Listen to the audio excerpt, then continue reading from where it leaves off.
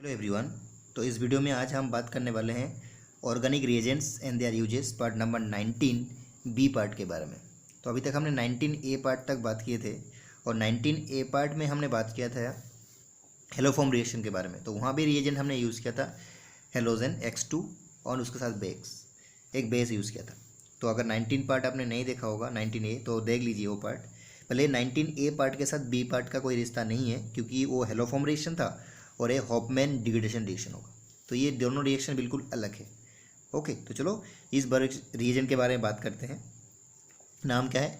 Hoffmann degradation. इसका और एक भी नाम है जिसका नाम है हॉफमैन ब्रोमाइड डिग्रेडेशन। तो यहाँ मेनली हॉफमैन ब्रोमाइड बोल रहे हैं हम, तो यहाँ मेनली एक्स क्या होगा? ब्रोमीन होगा। ओके, तो चलो शुरू करते हैं। बस शुरू करने से पहले एक छोटा सा इन्फॉर्मेशन, आपको ये नोट्स जो है वो डिस्क्रिप्शन में मिलेगा। अगर आपको और भी कुछ बेहतरीन हैंड रिटन नोट्स चाहिए तो आप मेरा Facebook page class notes of chemistry में विजिट कर सकते हैं, उसको फॉलो कर सकते हैं। और आप मुझे देख रहे हैं, सुन रहे हैं केमिस्ट्री बाय कशिश यूट्यूब चैनल में। कोई दिक्कत है आपको तो आप मुझे इस नंबर पे कांटेक्ट कर सकते हैं। तो आओ शुरू करते हैं हॉफमैन डिग्रेडेशन रिएक्शन। तो देख लो, ये हॉफमैन डिग्रेडेशन रिएक्शन में सबसे पहले सवाल आता है जो हॉफमैन डिग्रेडेशन में बनता क्या है। तो यहाँ एमाइड से मेनली 1 डिग्री एमाइड से एलिफेटिक हो एरोमेटिक हो क्या बनता है? 1 डिग्री एमीन बनता है। देखो फिर बोलता हूँ, हॉफमैन डिग्रेडेशन रिएक्शन में हमने इस्तेमाल क्या करते हैं? X2 क्या इस्तेमाल करते हैं? X2 के साथ एक बेस। लेकिन बनता क्या है? देखो एराइल हेलाइट या फिर एराइल हो, सॉरी एराइल नहीं, एराइल या फिर एल्काइल एमाइड से कौन सा? 1 डिग्री से क्या बनता है? 1 डिग्री एमीन बनता है। तो एमाइड से 1 डिग्री एमाइड से क्या बनता है? 1 डिग्री एमीन बनता है। ये दोनों क्या हो सकता है? एलिफेटिक हो या फिर एरोमेटिक हो, दोनों ही करता है। एलिफेटिक और aromatic both 1 degree amide on react to it X2 in presence of base it gives 1 degree amine. अब दूसरा और कुछ इन्फॉर्मेशन आपको इसको देख कर याद रखना है, वो है reaction take place by the formation of alkyl isocyanate. क्या बनता है? एल्काइल आइसोसायानेट एक इंटरमीडिएट बनता है। क्या बनता है? इंटरमीडिएट बनता है। ओके, एल्काइल आइसोसायानेट क्या होता है आपको दिखाऊंगा मैं जब मैं इसका मैकेनिज्म दिखाऊंगा। ओके, अब बताओ रिएजेंट हमने बता दिया था यहाँ क्या यूज़ करोगे? X2NaOH। X2 मेनली क्या होगा यहाँ? Br ब्रोमीन होगा। यहाँ क्या होगा? ब्रोमीन लेंगे हम, ठीक है ना। क्योंकि इस रिएक्शन का नाम क्या है? Hofmann degradation reaction. इसका दूसरा एक नाम है हॉफमैन ब्रोमाइड डिग्रेडेशन, तो इसीलिए इसको ब्रोमीन इस्तेमाल करते हैं हम। और आपको इनडायरेक्टली ये भी दे सकता है NaOBr, लेकिन किसके साथ रहेगा? एमाइड के साथ। अब सुन लो, एमाइड के साथ अगर कहीं भी इस रिएजेंट का इस्तेमाल किया तो आपको याद रखना है क्या बनेगा? 1 डिग्री एमीन बनेगा। ओके, चलो आगे देखो। रिएक्शन कैसे होता है यहाँ देख लो। रिएक्शन कैसे होता है? ऐसे देखो, AR मतलब एराइल ग्रुप और R का मतलब एल्काइल ग्रुप, उसके साथ CONH2, इसका मतलब CONH2। देखो इसके साथ कितना हाइड्रोजन है? 2 हाइड्रोजन है और एक ही कार्बन है, मतलब ये 1 डिग्री एमाइड है। 1 डिग्री एमाइड अगर आप जानते हैं तो बहुत अच्छा है, नहीं जानते तो बताओ। CONH2 इस ग्रुप को हम क्या बोलते हैं? Amide group. अगर इस नाइट्रोजन के साथ एक ही कार्बन है, इधर 2 हाइड्रोजन है, तो ये 1 डिग्री है। क्या दिया है? ब्रोमीन और क्या?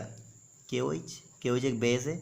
या फिर क्या हो सकता है? Na नहीं है, K है तो क्या देंगे? यहाँ पोटाशियम देंगे। OBr ये भी हो सकता है, ये भी हो सकता है ना। अगर A दिया हुआ है तो बस आपको क्या करना है? देखो आपको इस ग्रुप को हटा के लिखना है। बस इस ग्रुप को हटा के लिखना है तो क्या हो जाएगा? ArRNH2। देखो AR होगा तो ArNH2, R होगा तो RNH2। देखो यही लिखा मैंने। और साइड प्रोडक्ट क्या मिलता है? KBr और K2CO3, पोटाशियम ब्रोमाइड और पोटाशियम कार्बोनेट। तो साइड प्रोडक्ट से हमें लेना देना नहीं है यहाँ। अब आ जाओ कैसे होता है।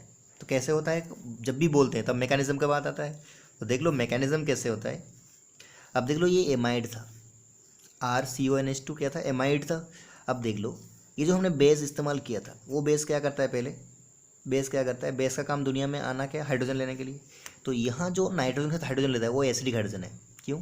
क्योंकि ऐसा कोई हाइड्रोजन जो लॉस करने के बाद जो नेगेटिव चार्ज बनेगा वो रेजोनेंस से स्टेबल हो, तो उसको हम बोलते हैं एसिडिक हाइड्रोजन। देखो अगर ये बेस इसको उठा ले गया तो ये उठा ले जाएगा इसको, जब भी ये उठा ले जाएगा तो यहाँ माइनस छोड़ कर जाएगा। देख लो माइनस छोड़ कर गया, क्लियर। और यहाँ OH और यहाँ H तो क्या हो जाएगा? वाटर निकल जाएगा। अब ये जो माइनस छोड़ कर गया था ये क्या करेगा?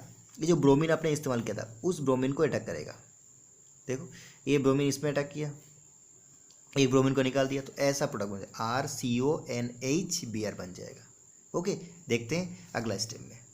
अब देख लो अगला स्टेप में क्या होता है।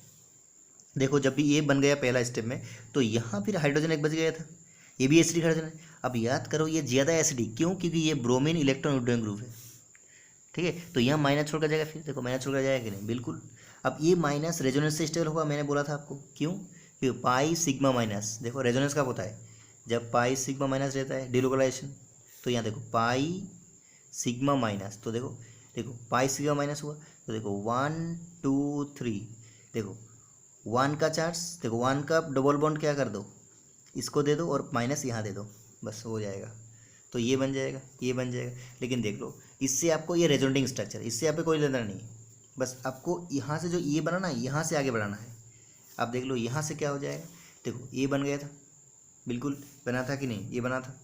अब ये जो माइनस है ना, ये जो माइनस है ये क्या होगा, ये ब्रोमीन यहाँ से निकलना चाहेगा, तब माइनस, जब ब्रोमीन यहाँ से निकलना चाहेगा यहाँ से, तो ये माइनस क्या हो जाएगा, ये माइनस क्या हो जाएगा, इधर से आ जाएगा, इधर से आएगा, और ये एल्काइल ग्रुप क्या हो जाएगा, यहाँ जाके शिफ्ट कर जाएगा। देखो ये माइनस यहाँ शिफ्ट करेगा, तो ये एल्काइल ग्रुप नाइट्रोजन के पास चली जाएगा और ब्रोमीन यहाँ से निकल जाएगा।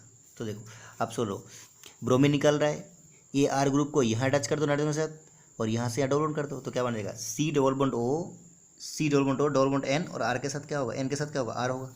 बिल्कुल बिल्कुल, इसी को बोलते हैं हम एल्काइल आइसोसाइनेट। क्या बोलते हैं, एल्काइल आइसोसाइनेट, और इसका नाम है उल्फ रीअरेंजमेंट। क्या बोलते हैं, उल्फ रीअरेंजमेंट। क्या बोलते हैं, उल्फ रीअरेंजमेंट। याद रखना ये रिएक्शन इंटरमीडिएट होता है और ये बहुत ही फास्ट होता है। क्या होता है, बहुत ही फास्ट होता है। आप देख लो आगे, जब भी ये एल्काइल आइसोसाइनेट बन गया, देखो RnCO, याद करो RnCO, ऐसा भी आपको याद रख सकते हैं, कर सकते हैं आप।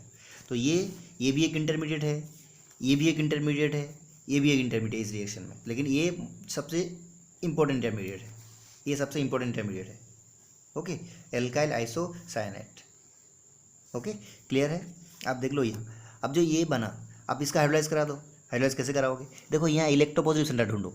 इलेक्ट्रोपॉजिटिव सेंटर कौन है, कार्बन, क्योंकि यहाँ इलेक्ट्रोनेगेटिव ऑक्सीजन है और यहाँ नाइट्रोजन मोर इलेक्ट्रोनेगेटिव है, तो ये नेगेटिव चार्ज किसको के अटैक करेगा, कार्बन को। इलेक्ट्रोपॉजिटिव सेंटर कार्बन है। अभी जब भी अटैक किया तो ये बॉन्ड यहाँ से खुल जाएगा, यहाँ से खुल जाएगा, तो नाइट्रोजन के ऊपर माइनस हो जाएगा। बिल्कुल हुआ, बिल्कुल हुआ। अब क्या होगा, इंट्रामोलिकुलर प्रोटॉन ट्रांसफर। कैसे, ये हाइड्रोजन यहाँ आ जाएगा, तो इसको बोलते हैं इंट्रामोलिकुलर प्रोटॉन ट्रांसफर। ऑक्सीजन के ऊपर माइनस हुआ, अब ये माइनस कार्बन के साथ बॉन्ड बना लेगा और इस बॉन्ड को यहाँ से तोड़ देगा। ठीक है, अब तोड़ने के बाद क्या बना, कार्बन डाइऑक्साइड प्लस क्या, NR, देखो R और NH क्या, माइनस। अब ये माइनस H प्लस देकर क्या बना देगा, 1 डिग्री एमीन बना देगा। क्या बना देगा, 1 डिग्री एमीन। ठीक है, अब एक बात याद रखना, अगर आप नीट JEE देने वाले हैं तो आपका मैकेनिज्म का उतना ज़्यादा ज़रूरत नहीं होता है। फिर बोल रहा हूँ मैं, आप इतना याद रखना, जो इस रिएक्शन में इंटरमीडिएट क्या बनता है, एल्काइल आइसोसाइनेट। बहुत खतरनाक है, आपने सुना होगा वो 1982 में शायद 2 दिसंबर भोपाल में जो गैस लीक हुआ था, उसमें क्या था, एल्काइल आइसोसाइनेट था, जिसमें बहुत लोग मर गए थे। ठीक है ना, तो उसमें जो भोपाल में जो हुआ था 1982 में, मुझे याद आ रहा है 2 दिसंबर, जो गैस वहाँ निकला था ना, वो क्या था, मिथाइल आइसोसाइनेट। मतलब ये R ग्रुप की जगह क्या था, सिर्फ मिथाइल था, और बाकी सब तो यही था, आइसोसाइनेट था। ठीक है, तो फिर बोल रहा हूँ आपको, इस रिएक्शन को आपको क्यों याद रखना है, मैकेनिज्म को याद उतना, अगर आप सोचते हैं जो ज़्यादा याद मुझे नहीं रहता, तो मैकेनिज्म का ज़रूरत नहीं है आपको, बस इसमें इंटरमीडिएट क्या बनता है ये ज़रूरी है। ठीक है, तो पहले इंटरमीडिएट क्या बनता है, ये सब देखो, ये भी इंटरमीडिएट है, ये भी एक इंटरमीडिएट है। ठीक है, लेकिन आपको याद कौन सा इंटरमीडिएट ज़्यादा रखना है, एल्काइल आइसोसाइनेट। ठीक है, क्वेश्चन में अगर आया जो हॉफमैन डिग्रेडेशन में कौन सा इंटरमीडिएट बनता है, तो ये भी अगर ऑप्शन में, तो ये भी है, ये भी है, ये भी है। ठीक है, चलो आगे बढ़ते हैं। अब कुछ इंपॉर्टेंट पॉइंट के बारे में बात कर लेते हैं इसमें। देखो की पॉइंट्स क्या लिखा मैंने, एलिफेटिक और aromatic both amide treated with 3 मोल। देखो कितना मोल ब्रोमीन लगेगा, 3 मोल, और 4 मोल क्या लगेगा, KOH या फिर NaOH। प्रोड्यूस प्राइमरी एमीन, जो मैंने बोला वही है ये। ओके, अब देख लो, reaction mechanism process by the formation of intermediate, क्या, एल्काइल आइसोसाइनेट इंटरमीडिएट बनता है। अगर इसको ये बन जाता है, उसके बाद आगे क्या करोगे, पानी से रिएक्शन करोगे, हाइड्रोलाइज कराओगे, तो क्या बनेगा, 1 डिग्री एमीन बन जाता है। आगे उसके आगे क्या बोलेंगे, देखो, the formation of intermediate through rearrangement of alkyl and aryl towards electron deficient nitrogen. देख लो, देखो ये जो इलेक्ट्रॉन डेफिशिएंट नाइट्रोजन होता है इसके ऊपर क्या होता है, इसका रीअरेंजमेंट हो जाता है, वही बोला मैंने यहाँ, ठीक है। ये उसके बाद देख लो यहाँ क्या है, product always contain 1 carbon less, hence it is Hofmann degradation. Degradation का मतलब कम होना। तो देख लो आप जब भी प्रोडक्ट बनाते हैं तो उसमें एक कार्बन क्या हो जाता है, कम हो जाता है। देखो बीच में से CO ग्रुप हट जाता है, तो यही इसीलिए नाम क्या है, डिग्रेडेशन, कम होना, घटना, घट जाना। उसके बाद देखो if R is chiral carbon in nature, अगर R में कोई कायरल कार्बन है तो उसका कायरलिटी क्या हो जाएगा, रिटेन रहेगा। मान लो कायरलिटी रिटेन रहेगा मतलब देखो अगर R पहले से क्या, ये जो साइड वाला ग्रुप था ना, ये अगर क्लॉकवाइज रोटेट कर रहा था तो पहले बाद में भी क्लॉकवाइज रोटेट करेगा, ठीक है। मतलब उसका स्टीरियोकेमिस्ट्री का कोई चेंज नहीं होगा। कैसे सर नहीं होगा, मैं एग्जाम्पल से आपको बताता हूँ, एग्जाम्पल से देख लो। रीज़न क्या है, देखिए no change in flipping of R, ये जो R ग्रुप था उसका कोई फ्लिपिंग होने का चांस ही नहीं हुआ। क्यों, क्योंकि बिकॉज उल्फेन rearrangement is simultaneous and intermolecular, ये साइमल्टेनियस होता है और इंटरमोलिकुलर होता है और बहुत ही फास्ट होता है, ओके। उसके बाद last, in case of aromatic amide it is connected two electron donating group, rearrange is faster. अगर आपको एल्काइल ग्रुप में क्या रहा है, एल्काइल और एराइल ग्रुप रहे तो एरोमेटिक वाला क्या होगा, रीअरेंजमेंट जल्दी कर सकता है। अब आओ देखते हैं कुछ एग्जांपल, देखो आसानी से करोगे। देखो CH3CONH2 और क्या दिया हुआ है, KOBr। अब बताओ ट्रिक अब आसानी से कैसे करोगे। देखो इस ग्रुप को बस हटा के लिख दो तो क्या बन जाएगा, CH3NH2, क्या बन जाएगा, CH3NH2, ओके। और बाकी सारे प्रोडक्ट KBr और क्या, K2Cl। अब बताओ, देखो अगर ऐसा है, देखो ये एरोमेटिक वाला है, एराइल ग्रुप है, देखो PH या फिर बेंजीन के साथ CONH2, इसका नाम बेंजामाइड एक्चुअली, तो आपको नेम याद नहीं रख रहा है। देखो आपको क्या, देखो CONH2 एमाइड है, कौन सा डिग्री, 1 डिग्री, तो इसको हटाओ, इसको हटा दो, इसको हटाओ, तो क्या हो जाएगा, एनिलीन बन जाएगा। क्या बन जाएगा, एनिलीन। बेंजीन के साथ NH2 मतलब क्या बना, एनिलीन बना। यहाँ आ जाओ, यहाँ बोलो क्या बनेगा, यहाँ बोलो, अब खुद बोलो, बस CO को हटा के लिखो, बस CO को हटा के इस कार्बन के साथ इसको नाइट्रोजन को जोड़ दो तो ये बन जाएगा। बिल्कुल सही बोला आपने। इसमें बताओ, देखो इसको हटा के लिखोगे, है ना। अब बताओ ये एक स्टेप आगे दिया हुआ है, NHBr एक स्टेप आगे किया हुआ है, तो यहाँ NHBr नहीं रहेगा, क्या हो जाएगा, NH2 हो जाएगा, बिल्कुल NH2 हो जाएगा। अब जो मैंने बात किया था स्टोइकोमेस्ट्री चेंज नहीं होगा, देख लो कैसे।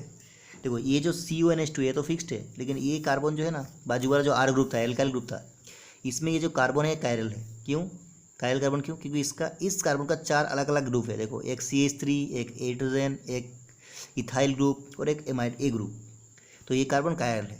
अगर ये कार्बन का कायरल है तो इसका RS कॉन्फिगरेशन होता है, तो ये R कॉन्फिगरेशन है। R क्या होता है, मतलब एक क्लॉकवाइज रोटेट कर रहा है, कैंसर मान लो क्लॉकवाइज रोटेट कर रहा है, मान लो, अगर नहीं जानते हैं तो आप मान लीजिए क्लॉकवाइज रोटेट कर रहा है। तो प्रोडक्ट बनने के बाद भी इसका स्टीरियोकेमिस्ट्री मतलब R ही रहेगा। R क्या रहेगा, R। अगर S होता तो S रहता, बस यही बोलना चाहता हूँ, ठीक है। मतलब ये इसके बाजू वाला जो ग्रुप रहेगा उसका अगर स्टीरियोकेमिस्ट्री मतलब कायल कार्बन है तो उसका कोई चेंज नहीं होगा। आप बताओगे सर पहले वाला क्यों नहीं बताया, पहले कोई कायल कार्बन नहीं था इसलिए नहीं बताया था। यहाँ कायल कार्बन है तो इसका कॉन्फ़िगरेशन अगर R है, मतलब ये अगर लाइट को क्लॉकवाइज रोटेट कर रहा है तो जो प्रोडक्ट बनेगा उसमें भी क्या होगा, क्लॉकवाइज रोटेट कराएगा, कोई चेंज बिल्कुल नहीं होगा। तो देखो इसको हटा के लिखो तो बिल्कुल सेम है। देखो यहाँ हाइड्रोजन क्या था, ब्रोकन लाइन में था, यहाँ भी हाइड्रोजन ब्रोकन लाइन। ये देखो ये सॉलिड लाइन में था C2H5, यहाँ भी सॉलिड लाइन में, और CH3 जैसे था जैसे बिल्कुल सेम है।